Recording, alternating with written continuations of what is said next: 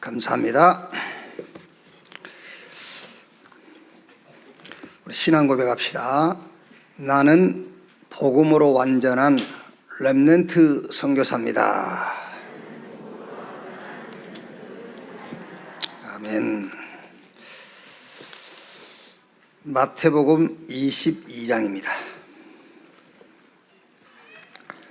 22장 1절에서 14절 말씀 한 절씩 교독하겠습니다.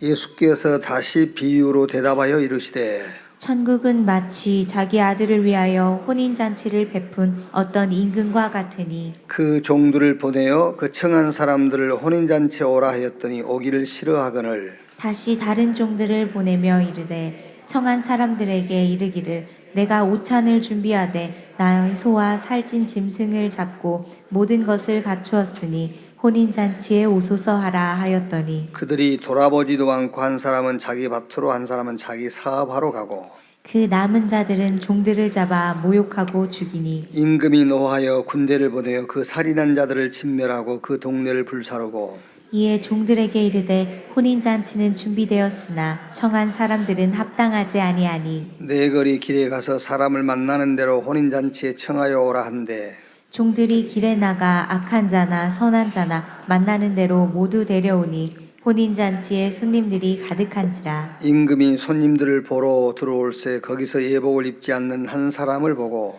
이르되 친구여 어찌하여 예복을 입지 않고 여기 들어왔느냐 하니 그가 아무 말도 못하거늘. 두 절 같이 읽읍시다. 임금이 사람들에게 말하되 그 손발을 묶어 바깥 어두운 데에 내던지라. 거기서 슬피 울며 이를 갈게 되리라 하니라. 청함을 받은 자람한테 택함을 입은 자는 적으니라. 아멘. 렘넌트 전도학입니다. 먼저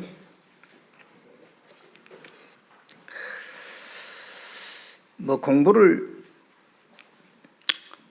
지속적으로 안 해서 그렇겠습니다만은, 특히 영어 공부를 지속적으로 안 해서 그렇겠습니다만은, 제가 그냥 단어를 찾아보지 않고 사용할 수 있는 단어 좀 있어요. 그게 이제 그 영어가 재밌어가지고, 되게 중학교 때는 영어가 재밌잖아요. 그때 영어가 재밌어서 외웠던 단어, 주로 지금 보지 않고 쓸 수 있는 단어는 그때 암기됐던 단어들이에요. 지금은 단어 하나 외우려면은 설령 외웠다 할지라도 또 잊어버려요. 무슨 말이냐면은 렘넌트 때 갖춘 지식은 평생 간다. 우리 렘넌트 여러분 그렇게 생각하는 사람 없겠습니다만은 육신 세계의 지식이 필요 없냐? 필요 있어요. 요셉, 모세, 사무엘, 다윗, 엘리사나 엘리야, 바울은 말할 것도 없고, 이런 시대마다 하나님이 사용했던 렘넌트들이 세상 지식은 없었을 것이라고 생각하십니까? 그렇지 않아요. 이 사람들이 세상 지식을 갖춘 사람들이에요. 유 목사님이 이제 원래 방위 출신 아닙니까? 그런데 이제 그냥 방위 아니고 특수 방위. 그런데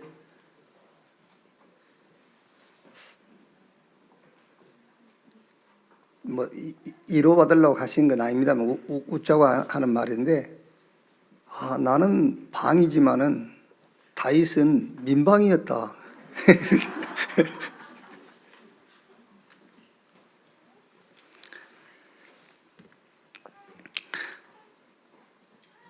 우리 렘넌트 가운데서는 그렇게 오해한 사람 없겠지요.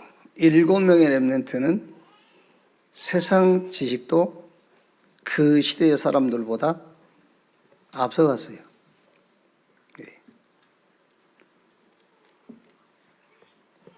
성령으로 막 충만해가지고, 물론 하나님 말씀 성경을 이제 성령의 감동마다 기록은 했겠죠.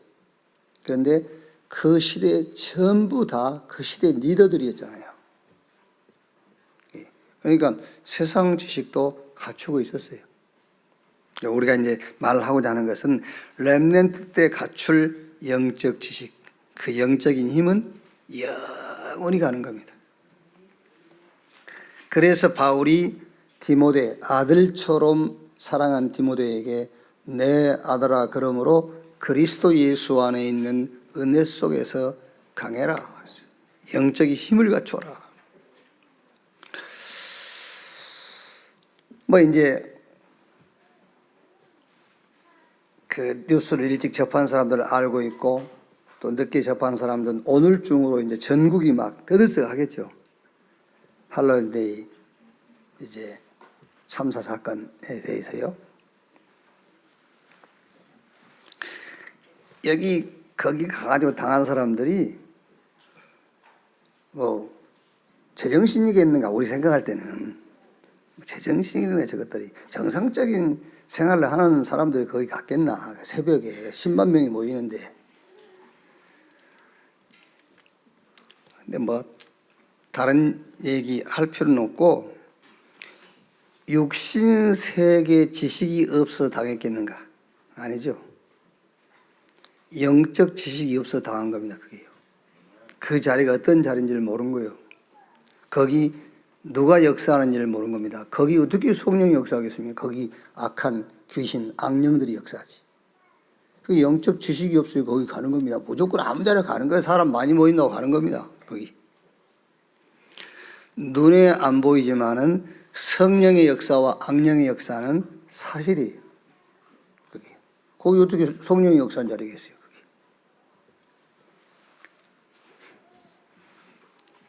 그러니까 세상 나라의 가치는 눈에 보이는 거예요. 육신적인 것. 사단의 나라의 가치는 무조건 죽이는 겁니다. 많이 죽여야 사단 나라에서는 가치가 있어요. 그래서 도적이 오는 것은 도적죄라고 죽이고 멸망시키는 것뿐이요. 사단의 나라 악령의 역사는 거긴 죽음밖에 없어요. 하나님 나라의 가치관 무조건 살리는 겁니다. 그래서 우리 렘넌트 여러분들은 죽이는 자가 아니라 살리는 자로 세워져 가야 된단 말이에요. 그래서 렘넌트 때 뭐 해라? 영적 플랫폼을 만들어라. 영적 힘이 만들어지는 영적 지식을 쌓는 시간을 가져야 돼요. 영적 플랫폼. 목사님, 영적 플랫폼을 어떻게 만듭니까? 제일 중요한 시작이 예배예요. 영적 플랫폼을 만드는 가장 우선적이고 가장 중요한 게 예배라니까요. 오늘 저는 여러분들 여기 예배에 나와 앉아 계신다는 게 얼마나 감사한지 몰라요. 그렇죠. 저는 참사가 일어난 곳에 가 있어야 되잖아요. 그래서 막 사단이 역사하고 악령이 역사하고 귀신이 역사하는 데 가야 되잖아요. 예배. 자, 그러면 어떤 플랫폼을 만들 것이냐. 오늘 전도학의 본문은 시편 23편입니다. 자, 첫째로 아침 시간을 정복하라. 아침 시간. 이거 이제 이른 시간, 새벽을 말하는 것이 아니고 아침 시간이라는 것은 내가 일어나는 시간을 말해요. 뭐 8시 일어나는 사람은 8시 그게 아침 시간이에요. 일어나는 그 시간. 밤에 늦게 잤다 그러면 12시 일어나면 12시 그 시간이 일어나는 시간이 아침 시간.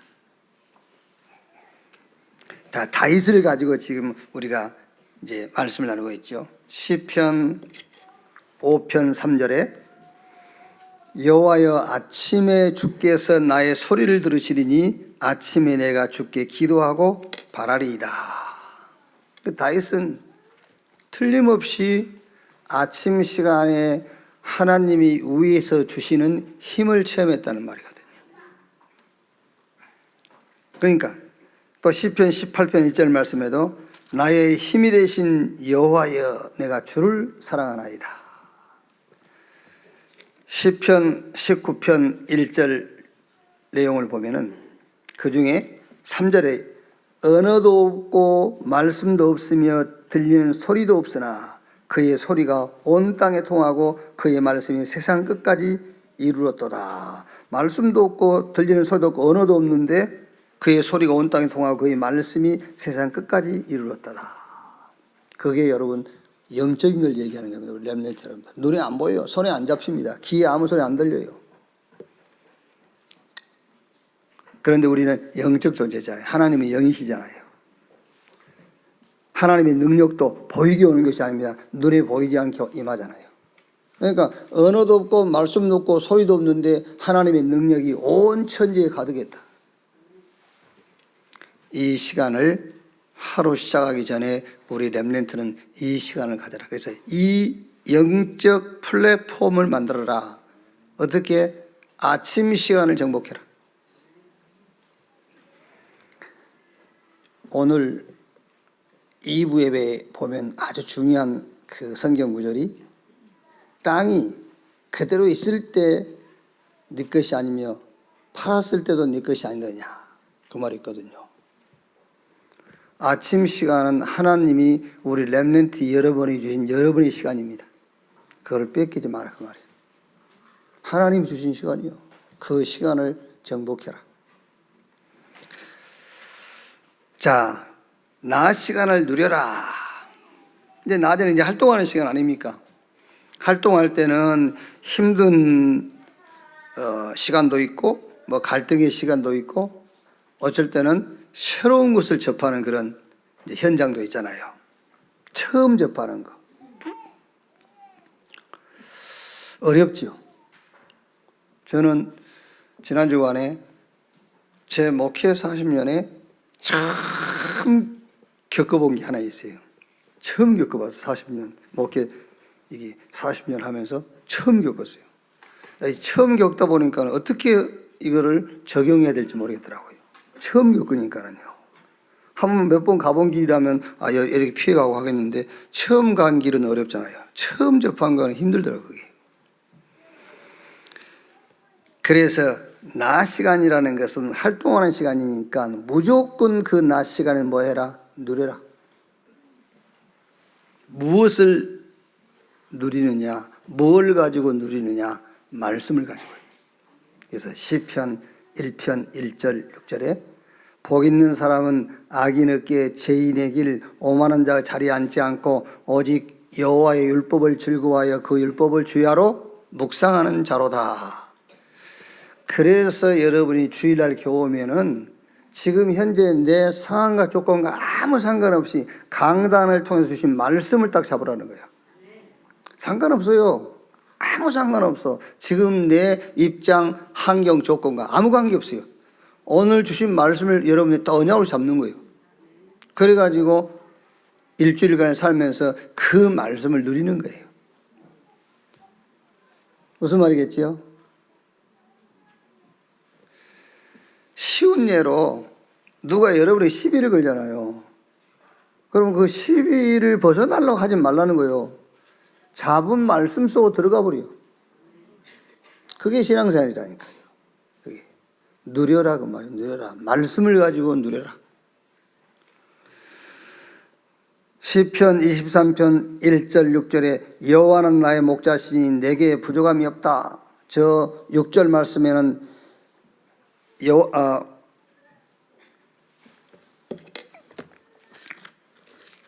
23편 6절 말씀에는 내 평생의 선하심과 인자하심이 반드시 나를 따르리니 내가 여호와의 집에 영원히 살리로다. 무엇을 가지고 누리라는 말이냐? 성삼위 하나님이 나와 함께 그걸 가지고 누리라 그 말이에요. 여러분 지금 수도 없이 얘기하고 있습니다. 수도 없이. 오늘 8시 기도에도 얘기했습니다만 지금 여러분들이 그리스도에 대해서 몇 번이나 들었겠습니까? 수십억 번도 더 들었을 거예요. 오늘 또 그리스도에 대해서 막 수도 없이 듣겠죠. 그런데 그리스도 놓친다니까. 그게 낮 시간은 우리 렘넌트 여러분들은 무조건 누리는 시간이다. 뭘 누리느냐? 말씀을 가지고 누려라.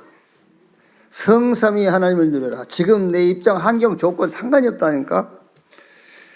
그거를 대처할 방법을 찾지 말고 거기서 빠져나올 방법을 찾지 말고 무조건 말씀 속으로 들어가라. 무조건 성삼위 하나님이 나와 함께 그 축복을 누려라. 시편 103편 20절 22절에 여기 보면 하나님의 말씀, 하나님의 계획, 하나님의 임재, 이걸 누리라는 거예요. 너 힘있고 능히 있어 여호와의 말씀을 이루는 천군 천사여, 이걸 누리면은 이때 눈에 안 보이게 동원되는 게 있습니다. 그게 천군 천사. 시편 1편 14절에 천사는 부리는 용으로 구원받은 후사들을 섬기라고 보낸 영이 아니뇨. 무조건 우리 렘넌트는 아침 시간을 정복해라. 위에서 하나님이 주시는 힘을 얻는 시간을 가져라. 낮 시간을 무조건 누려라. 뭘 가지고? 말씀을 가지고. 성삼위 하나님이 나와 함께 하나님의 계획, 이거 가지고 누려라. 자, 밤 시간을 작품으로 만들어라. 시편 17편 3절에 주께서 내 마음을 시험하시고 밤에 내게 오셔서 나를 감찰하셨나이다 하셨으나 흠을 찾지 못하셨사오니 내가 결심하고 입으로 범죄하지 아니하리이다. 주로 이제 저녁에는 우리가 뭘 정리도 하고 또 이제 그 다음날 준비하기도 하고 하지 않습니까? 그래서 밤 시간을 작품으로 만들려 할 때에 제 같은 경우는 밤에는 가능하면 말씀을 듣습니다. 메시지를요. 그래서 메시지 정리도 하고. 그 메시지 정리, 그게 작품이에요, 작품. 메시지를 탁 정리해 놓은 것이요. 그래서 오늘, 내일을 오늘 만들어라. 왜 우리 렘넌트 여러분들 뭐 학교 갔다 오면 복습하고 또 가기 전에 예습하고 하잖아요. 그러니까 오늘 내일을 만들어라. 오늘. 자, 오늘의 학업, 내일의 학업도 오늘 미리 준비해라.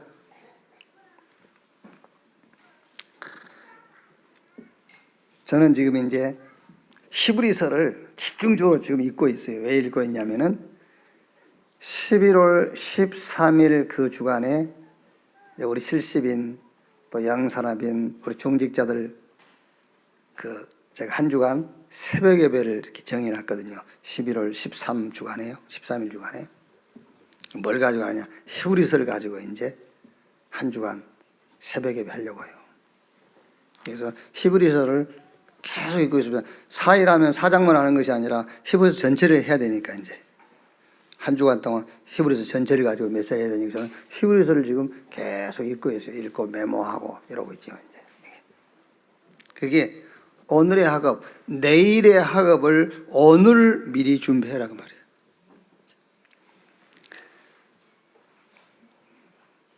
주로 이제 지금 그 대안학교들이 많이 생기잖아요. 대안학교는 대책 없는 아이들이 전에는 갔었는데 지금은 그게 아니란 말이에요. 아주 학업과 자기 어떤 전문성, 미래를 놓고 구체적인 이게 기획이 돼 있는 사람들이 지금 가는 겁니다. 그게요. 일반 학교는 대책 없는 아이들이 그냥 가는 겁니다. 학교 스케줄 따라 이렇게. 그런데 대안학교는요, 자기 탁 스케줄을 가지고 가는 거예요. 그게요. 그래서 학과 공부는 빨리 끝내는 겁니다. 대안학교에서는요. 그게 오늘의 학업, 내일 할 공부를 미리 해버리는 거예요. 그리고 미리 하나님이 원하시는 것을 지금 준비하는 거예요. 그게. 자, 오늘의 오직 유일성 재창조. 뭐 이제 제 예를 들면 저 같은 경우는 오늘의 오직은 말할 것도 없죠. 복음. 그럼 이제 유일성 응답은 숨겨진 오랜 문제를 찾아내는 겁니다. 그게 유일성 응답이에요. 복음 오직 돼야 숨겨진 문제 나온다니까. 복음 오직 안 되면요, 숨겨진 문제 안 나와요. 복음 오직 안 되면 눈에 보이는 겉으로 드러난 것이 문제라고 생각하고 있는 겁니다. 그러면 재창조. 교회가 뭐지? 교회의 의미를 알게 돼요. 그게 이제 오늘 2부 예배 때의 아주 핵심적인 메시지가 그게요. 자, 우리 렘넌트는 어쨌든 렘넌트 때 영적 플랫폼을 만들어라. 목적이 뭐냐? 이렇게 해서 말씀이 생활화되도록 해요. 말씀이 생활화. 그러면 됩니다, 여러분. 말씀이 생활화. 기도가 체질화되도록. 그리고 아까 우리 서론에 얘기한 것처럼 성경의 시대마다 하나님께 쓰임받았던 렘넌트들은 영적 지식만 갖고 있었던 게 아니에요. 세상 지식을 갖고 있었어요. 그래서 이렇게 해서 우리 렘넌트는 학업의 전문화 되도록, 이것이 우리 렘넌트의 플랫폼이다. 자, 학원 복음화 마지막 주 5가입니다. 예수님의 마무리 가르침. 오늘 읽었던 혼인잔치 비유죠. 자, 여기 보면은 처음 초대받은 사람들은 다 초청을 거부하고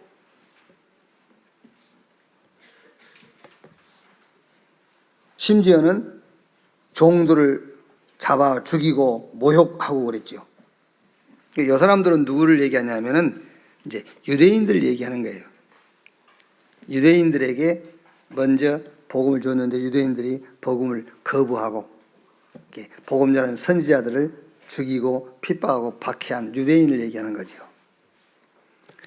그 다음에 이제 유대인들이 초청에 거부하니까는 22장 9절 보면은요, 네 거리 길에 가서 사람을 만나는 대로 혼인잔치에 청하여 오라 한데 종들이 길에 나가 악한 자나 선한 자나 만나는 대로 모두 데려오니 혼인잔치에 손님들이 가득한지라. 이 사람들이 누구냐면은 여기 앉아 계신 여러분이요. 여기 계신 저와 여러분이라니까요. 이렇게 악한 자, 선한 자, 네 거리에서 할 일 없이 돌아다닌 이제 저와 여러분, 이제 유대인들 입장에서는 이방인들, 이제 우리를 말하는 거예요. 이제. 그 다음에 22장 11절에 임금이 손님들을 보러 들어올 때 거기서 예복을 입지 않는 한 사람을 보고, 다 예복을 갖춰 입었는데 예복을 입지 않았다. 이 사람은 기독교 종교인, 생명 없는. 그래서 로마서 13장 14절을 보면은 그리스도로 옷 입고 그랬거든요. 그러니까 오직 그리스도로 옷을 입어야 되는데 요 예복을 입지 않았다 그 말은 이 사람은 기독교 종교인입니다. 그냥 교회 왔다 갔다 하는 사람이에요. 이렇게 교회에 나왔는데 구원이 없는 사람이죠, 이 사람은요. 에베소 6장 10절 20절에 하나님의 전신갑주로 무장을 하고 그랬잖아요. 그렇죠. 이게 이제 예복을 입지 않았다는 것은 그리스도로 옷을 입지 않았다. 자, 그러면 여기서 우리 렘넌트와 어떤 포럼을 하면 되겠습니까? 이제 혼인잔치에 초청을 했는데 초청을 거부한 사람들은 그리스도를 부인하는 사람들이죠.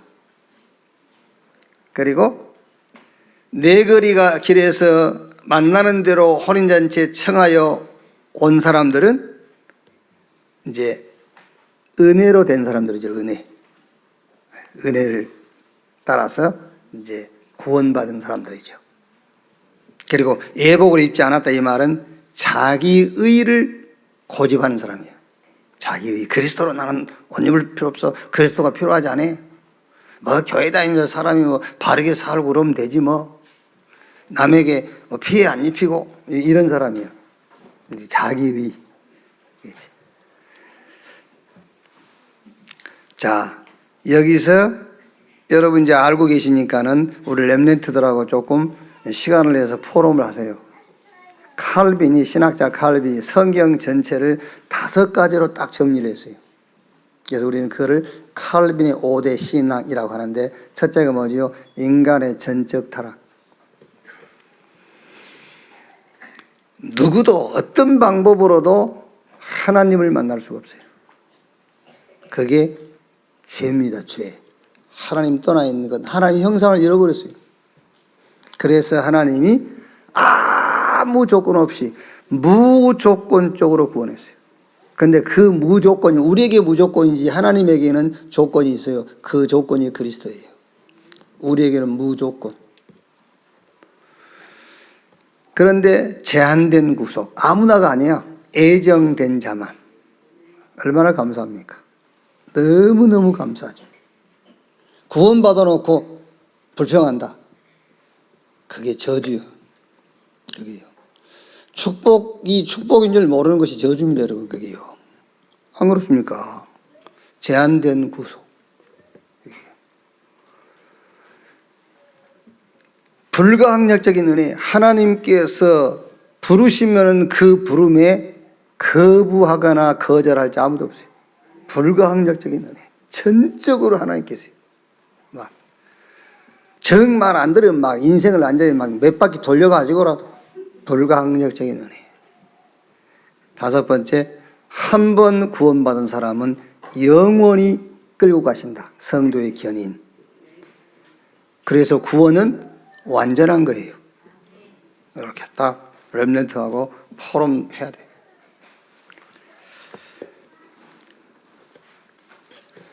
왜 이거를 지금 여러분 우리 렘넌트에 심어놔야 되냐면 대학 가면은요 오만 사상 다 들어옵니다. 대학 가면은요. 그것도 사회생활 하다 보면은 위에 있는 사람이 뭐 일반 그 종교인일 수도 있고요. 또 자기 친한 동료 아니면 결혼하려는 결혼 상대자가 캐톨릭일 수도 있고 그래요. 이게 확실하지 않냐면 흔들려요. 이게 확실하게 아주 탁 못을 박아놔야 돼. 각인시켜놔야 돼. 이렇게. 자, 세금 얘기 그랬죠? 22장 13절로 22절에는 이제 세금에 대한 얘기죠. 자, 여기서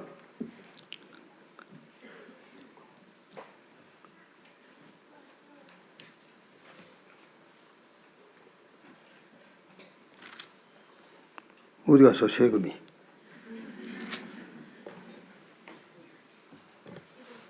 자, 15절부터, 15절.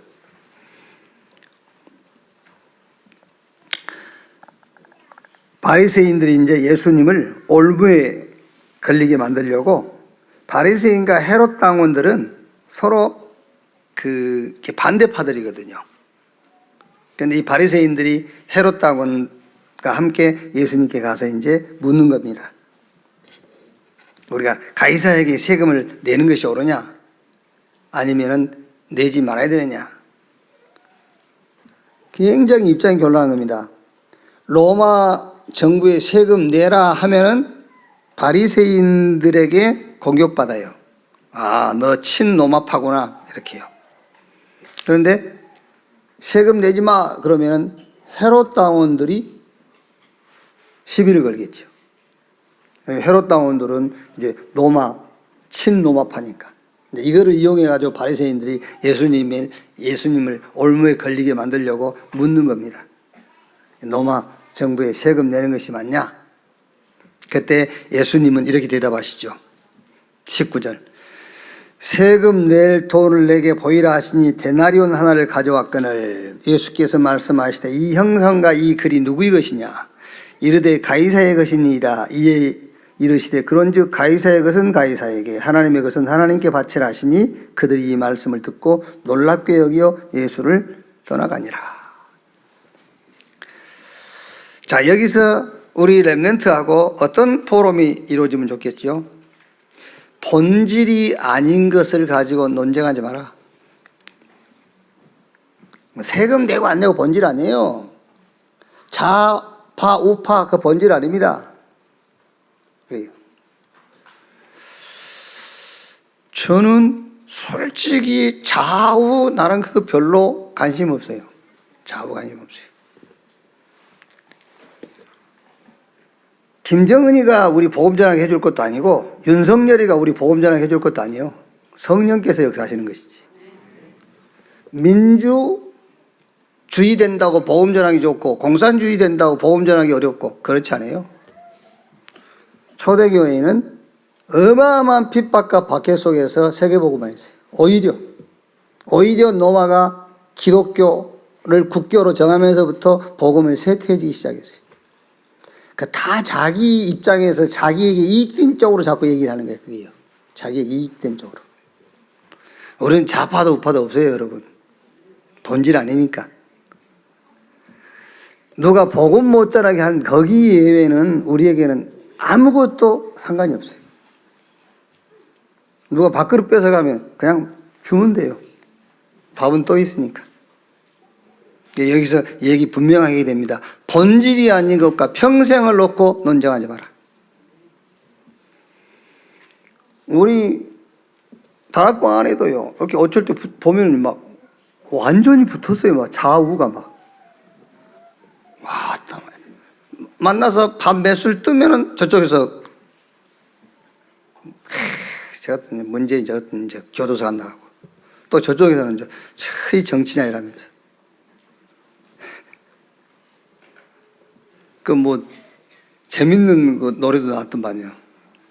뭐더라 뭐 하고 있니? 지랄하고 자빠졌네.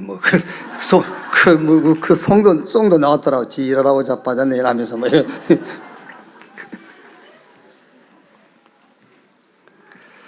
우리 렘넌트는 꼭 여러분 속에 깊이 각인돼야 돼요. 복음만 우리 본질이요. 본질 아닌 것은 절대로 논쟁하지 마라. 어떤 것이라도입니다. 그리고 여기서 심어줄 거 있죠. 세금 내고 많이 내버려. 세금 많이 내버리고 선교하고 RUTC 운동할 만큼 경제력 가지면 돼요. 그렇죠. 성경이 거짓말합니까? 성경은 분명히 빛의 경제를 준비했다고 그랬어요. 빛의 경제. 우리가 이렇게 막 힘 모아 사는 것은 원네스 경제고 흑암 경제를 꺾는 빛의 경제 있어요. 세계 복음화할 선교할 경제 있어요. 지금 우리가 이제 막 힘 모아서 원네스 돼가지고 지금 이렇게 우리가 교회를 꾸려 나가는 거고요. 선교사도 돕고 하는 것이고 진짜로 하나님이 회복시킬 빛의 경제 있어요. 우리 렘넌트가 그 주역이란 말이에요. 지금. 그래서 너는 지금부터 헌금 준비해라. 왜? 네가 빛의 경제, 저 세계복음화할 선교할 경제 회복할 주역이니까 넌 지금부터 헌금 준비해. 이렇게. 자, 그 다음에 세 번째 부활에 관한 논쟁 그랬어요. 22장 23절에서 33절에요. 사두개인들은 부활이 없다고 하는 거예요. 그래서 이제 이 사두개인들이 예수님께 곤란한 질문을 한 거지요. 저희들 입장에서 곤란하지 예수님 하나를 곤란한 게 없어요. 이제 요거는 여러분 이제 전에 한번 얘기 들었으니까는요. 유대 사회에서는 계대 결혼, 그러니까 이게 형이 죽으면 형사 치수제, 동생이 그 형수에게 형수와 결혼하는, 그래서 계대 결혼. 유대 사회에서는 그 장자의 씨를 중요하게 여겼단 말이야.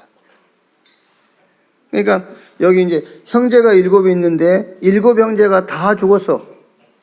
그럼 부인은 한 명이야. 계대 결혼 그 법에 따라서. 그러면은 이제 이 여자도 죽었어. 그럼 천국 가서는 누구의 부인이 되겠냐라고 이제 질문한 겁니다. 그렇지 않습니까? 여러분 한번 생각해 보세요.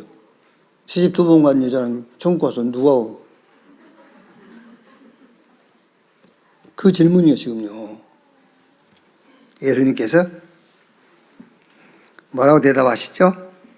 22장 28절 30절. 그런즉 그들이 다 그를 취하였으니 부활 때 7 중에 누구의 아내가 되리까? 예수께서 대답하여 이르시되 너희가 성경도 하나님 능력도 알지 못하는 등으로 오해하였도다. 부활 때는 장가도 아니가고 시집도 아니가고 하늘에 있는 천사들과 같으니라. 자, 여기서 죽은 자의 부활, 좀 포럼할 때 이제 죽은 자의 부활. 요한복음 11장 25절 26절 예수님께서 나는 부활이요 생명이니 나를 믿는 자는 죽어도 살겠고 살아서 나를 믿는 자는 영원히 죽지 아니하리라 그랬지요. 이제 죽은 자의 부활에 대한 얘기를 한 겁니다. 그런데 고린도전서 15장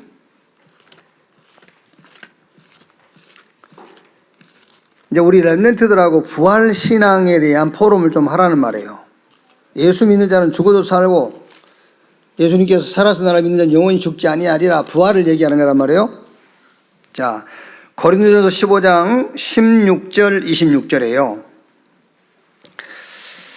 여러분이 빨리 찾으실 수 있으면 찾아보세요. 굉장히 중요한 얘기니까는요. 만일 죽은 자가 다시 살아나는 일이 없으면 그리스도도 다시 살아나신 일이 없었을 터이요. 그리스도께서 다시 살아나신 일이 없으면 너희 믿음도 헛되고 너희가 여전히 죄 가운데 있을 것이요. 또한 그리스도 안에서 잠자는 자도 망하였으리니 만일 그리스도 안에서 우리가 바라는 것이 다만 이 세상 삶뿐이면 모든 사람 가운데 우리가 더욱 불쌍한 자이니라. 그러나 이제 그리스도께서 죽은 자 가운데서 다시 살아나사 잠자는 자들의 첫 열매가 되셨도다. 사망이 한 사람으로 말미암았으니 죽은 자의 부활도 한 사람으로 말미암는도다. 아담 안에서 모든 사람이 죽은 것 같이 그리스도 안에서 모든 사람이 삶을 얻으리라. 그러나 각기 자기 차례대로 되리니 먼저는 첫 열매인 그리스도요, 다음에는 그가 강림하실 때에 그리스도에게 속한 자요, 그 후에는 마지막이니 그가 모든 통치와 모든 권세와 능력을 멸하시고 나라를 아버지 하나님께 바칠 때라. 그가 모든 원수를 그 발 아래 둘 때까지 반드시 왕노릇 하시리니 맨 나중에 멸망받을 원수는 사망, 즉 사단이니라 그랬죠.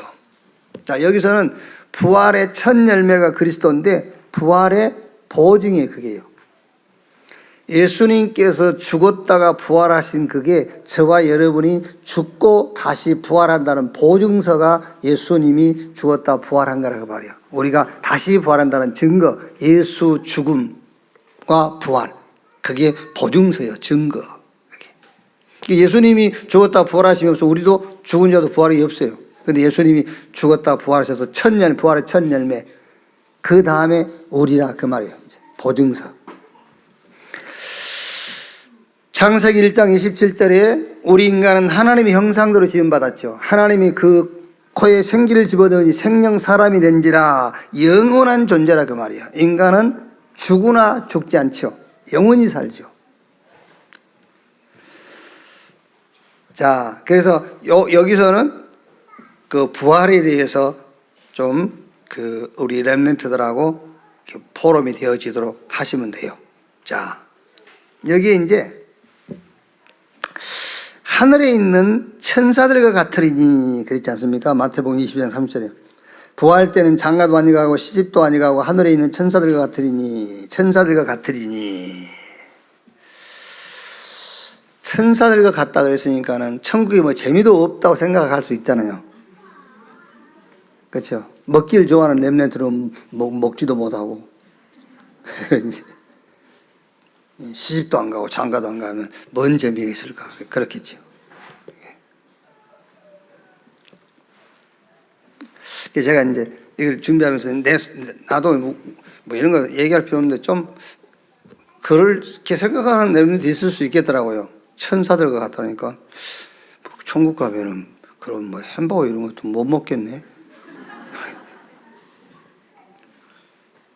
진짜 우리 골프 좋아하는 분들은요, 천국 가면 골프장이 없을 건데 이런 분이 계신다니까. 이렇게 생각하면 돼요. 천사들과 같으리니 그 말은 맛있는 거 배부르게 먹고 찬양하고 있다, 그렇게 생각하면 돼요. 그게 천사들과 같으니 그 말이야. 우리 렘넌트가 먹고 싶은 거 아주 배 터지게 먹고 찬양하고 있는 그 상태, 그게 천국이다, 그렇게 생각하면 돼요. 저는 말씀 속에서 복음이 발견할 때 제일 즐겁더라고요. 말씀 속에서 복음이 딱 발견될 때가 제일 즐거워요. 그런데 천국, 이제 그때는요, 천국에는 그것과 비교가 안 돼요. 고린도전서 13장 8절 12절을 보면은요.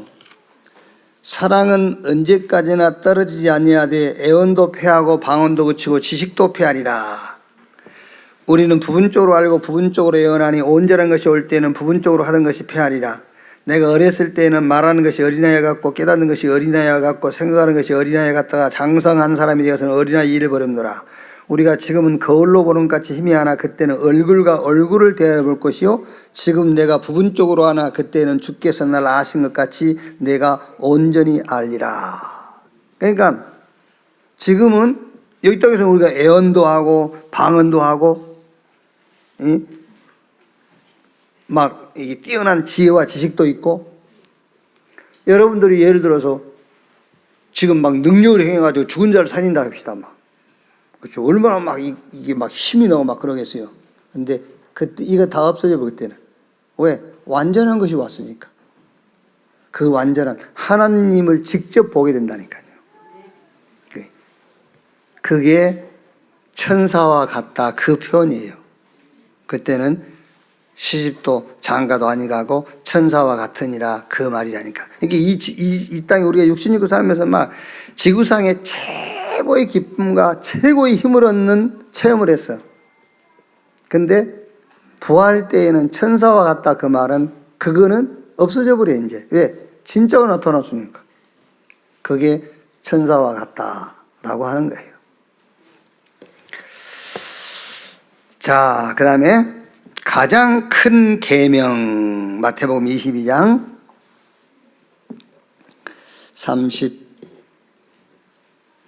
34절부터요. 예수께서 사두개인들로 대답할 수 없게 하셨다 함을 바리새인들이 듣고 모였을 때 그 중에 한 율법사가 예수를 시험하여 묻되 선생님 율법 중에서 어느 계명이 크니까? 예수께서 이르시되 내 마음을 다하고 목숨을 다하고 뜻을 다하여 주 너희 하나님을 사랑하라 하셨으니 이것이 크고 첫째 되는 계명이요. 자, 여기서 잘 보셔야 돼요. 우리 렘넌트 여러분들도요. 둘째는 그렇지 않고 뭐라고 그랬죠? 둘째도 그와 같으니 내 이웃을 내 자신같이 사랑하라 하셨으니 이 두 계명이 온 율법과 선지자의 강령이니라. 그런데 계속 말씀을 이어간다면 셋째도 이와 같으니 넷째도 이와 같으니 그래 계속 써내간다. 613번째도 이와 같으니. 계명은 크고 작은 계명이 없다 그 말이에요. 하나님의 말씀이지. 그래서 여러분들이 간음한 죄는 크고 거짓말하는 죄는 작고 틀린 거예요. 똑같은 죄예요. 아시겠어요? 지금 이건 무슨 얘기를 하려고 지금 그러냐면은 인간 행위로 하나님 앞에 설 수 있는 것은 없다 그 얘기를 하는 거예요. 어떤 것으로도 안 되는 겁니다. 여러분 살인한 죄는 크고 그거는 대한민국 국회에서 정한 형법을 놓고 볼 때 살인죄는 크고 도둑질한 죄는 작고 그런 것이지 하나님 앞에서는 똑같은 거예요. 그러니까 내 마음을 다하고 목숨을 다하고 뜻을 다하여 주 너희 하나님을 사랑하라 하셨으니 이것이 크고 첫째 되는 계명이요. 둘째는 그러냐고. 둘째도 그와 같으니 내 이웃을 내 자신같이 사랑하셨으니 이 두 계명이 온 율법과 선지의 강령이라. 613개 조항이 있어요. 율법에는요. 613개 조항. 다 하나님 말씀이다 그 말이에요. 다 하나님 말씀 똑같은 거예요. 그래서 야고보서 2장. 그러니까 우리 렘넌트들한테 이게 확 들어가 줘야 된다니까 여러분. 지금 렘넌트 때 들어가 줘야 돼요. 지금도 우리 렘넌트들이 이제는 크고 이제는 작고 그게 지금 뭘 기준이 세상 법을 지금 기준 갖고 사는 거예요. 하나님의 법이 안 들어가 있는 겁니다. 하나님의 법은 크고 작은 계명이 없어요. 하나님의 법은 살인하는 죄나 도둑질하는 죄나 하나님의 법은 같은 거예요. 똑같이 하나님 말씀을 어긴 거예요. 그래서 어떤 법을 지켜도 어떤 법을 못 지켜도 지킨 것 때문에 구원받거나 못 지킨 것 때문에 멸망하지 않는다 그 말이에요. 하나님이 만든 새로운 법, 하나님의 새로운 의, 예수 그리스도를 통해서만 구원받는 것이고 그리스도 놓치면 멸망받는다는 것을 얘기하는 거란 말이에요. 그래서 지금 우리 렘넌트 속에 이게 확 들어가 줘야 돼요. 야고보서 2장 보시면은요,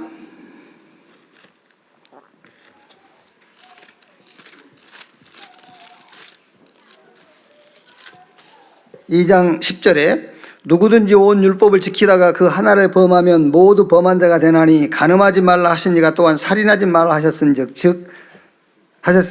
내가 비록 간음하지 아니하여도 살인하면 율법을 범한 자가 되느니라. 그렇죠. 살인하지 말라 하신 분이 하나님이고 간음하지 말라 하신 분이 하나님이에요. 남의 말 하지 말라 하신 분이 하나님이라니까요. 그러니까 하나님 말씀을 어겼냐 어기지 않았냐 그걸 얘기한다니까. 그보다 더 중요한 것은 어떤 것으로도 하나님 앞에 우리를 세울 수 없다. 오직 하나님이 만든 새로운 법, 하나님의 의 되신 그리스도만 우리를 하나님께 세울 수 있다. 그 얘기를 하고 있는 겁니다. 자, 다섯 번째, 다윗의 자손. 22장 41절 46절. 바리새인들이 모였을 때 예수께서 그들에게 물으시되 너희는 그리스도에 대하여 어떻게 생각하느냐? 누구의 자손이냐? 대답하되 다윗의 자손이다. 그러니까 여기서는 이제 바리새인들과 유대인들은 예수님을 지금 하나님으로 믿지 않는 거예요. 하나님으로 믿지 않고 목수의 아들 나사렛에서 난 예수, 그리고 또 예수님을 따르는 제자들도 심지어 예수님을 선지자 중에 하나 이렇게 생각하는 거죠. 이제 이게 예수님께서 직접 질문한 겁니다. 이제 내가 하나님이다 그 얘기를 하시려고 하는 거죠.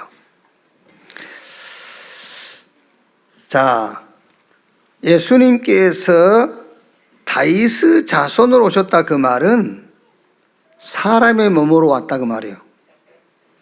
사람으로, 다윗의 혈통에서. 그 사람으로 왔단 말은 죽기 위해서 왔다 그 말이에요. 로마서 1장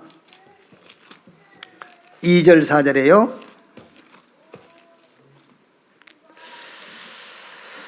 이 복음은 하나님이 선지자들을 통하여 그 아들에 관하여 성경에 미리 약속하신 것이라. 그 아들에 관하여 말하면 육신으로는 다윗의 혈통에서 하셨고 선결의 영으로 죽은 자들 가운데서 부활하사 능력으로 하나님의 아들로 선포되었으니 곧 우리 주 예수 그리스도시니라. 그러니까 다윗의 혈통, 육신을 입고 왔으나 그는 하나님이시란 말이에요. 요한복음 1장 1절 4절에요. 태초에 말씀이 계시니라. 그 말씀이 하나님과 함께 계셨으니 그 말씀이 곧 하나님이다. 그 안에 생명이 있고 이 생명은 사람들의 빛이라. 요한복음 1장 14절에 말씀이 육신이 되어 우리 가운데 거하심에 우리가 그 영광 보니 아버지 독생자의 영광에 그 안에 은혜와 진리가 충만하더라 그랬지요. 자, 그래서 마태복음 1장 1절에 아브라함과 다윗의 자손 예수 그리스도의 세계라. 아브라함과 다윗의 자손 예수 그리스도의 계보라 그런 말이죠. 그래서 다윗의 자손으로 오셨지만 예수님은 다윗의 자손이 아니죠. 하나님이란 말이에요. 그래서 여기서 그리스도의 그 어떤 역사, 그리스도의 여정이라고 해야 되겠죠. 그리스도의 역사에 대해서 좀 우리 렘넌트들하고 포럼을 하면 좋겠지요. 그리스도는 다윗의 혈통으로 마리아를 통해서 오신 것이 아니다. 그 전에 영세 전에 계신 분이다. 그래서 성경 구절을 찾아가지고 같이 읽으시라니까요. 영세 전에 지금 영원토록. 또 요한복음 1장에도 태초에 계셨어. 그분이 요한복음 1장 14절에 육신 입고. 자, 이분이 이제 성육신이다 말이에요. 하나님이 인간의 몸으로 오신 거예요. 성령으로 잉태된 것이 나타났더니 누구에게? 마리아에게요. 그러니까 마리아와 요셉이 정원하고 동침하기 전에 성령 잉태란 말은 하나님이 오셨다는 거잖아요. 성령 하나님. 이 주님이 죽고 부활하셨어요. 그리고 지금 어디에 계시냐? 보좌에. 그래서 우리의 배경은 천국 보좌가 우리의 배경. 장차 이 주님은 재림주로 오셔서 세상을 심판하실 것이다. 그럼 이 그리스도는 누구냐? 이 그리스도는 여호와 하나님이시다. 이렇게 그리스도에 대해서 조금 포럼을 하면 되겠죠. 그래서 너는 지금부터 어떻게 하면 되겠느냐? 여호와 하나님 예수 그리스도 그 이름으로 기도해라.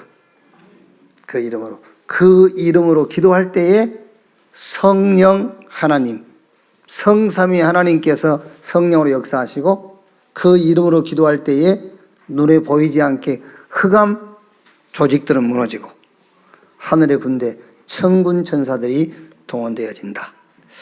이렇게 조금 혼인잔치, 세금 얘기, 부활과 논쟁, 가장 큰 계명, 다윗의 자손, 이렇게 좀 이번처럼 이렇게 포럼을 하면 되겠습니다.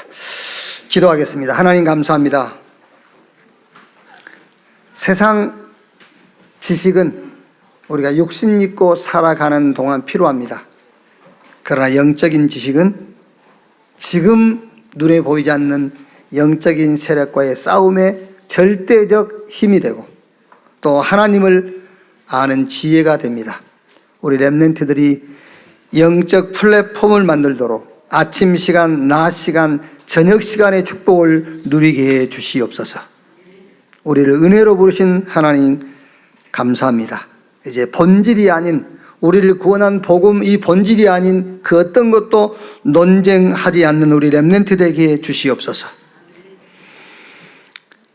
하나님 앞에는 큰 계명, 작은 계명이 있는 것이 아니라 모든 것이 하나님의 말씀이요, 어떤 계명을 지켜도 하나님 앞에 설 수 없고, 하나님 우리에게 주신 새 계명, 예수 그리스도를 통해서만 하나님 앞에 설 수 있다는 사실을 확신케 해 주시옵소서.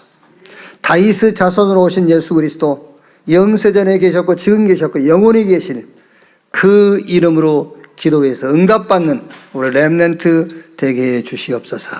그리스도이신 예수님의 이름으로 기도하옵나이다. 아멘. 지금은 만왕의 왕이신 우리 구주 예수 그리스도의 은혜와 아버지 하나님의 크신 사랑과 보혜사 성령님의 내주 인도 역사 충만케 하심이 주일 일부 예배 참석한 우리 모든 사명자들, 특히 우리 렘넌트들 머리 위에 지금으로부터 영원토록 함께 있을지어다. 아멘.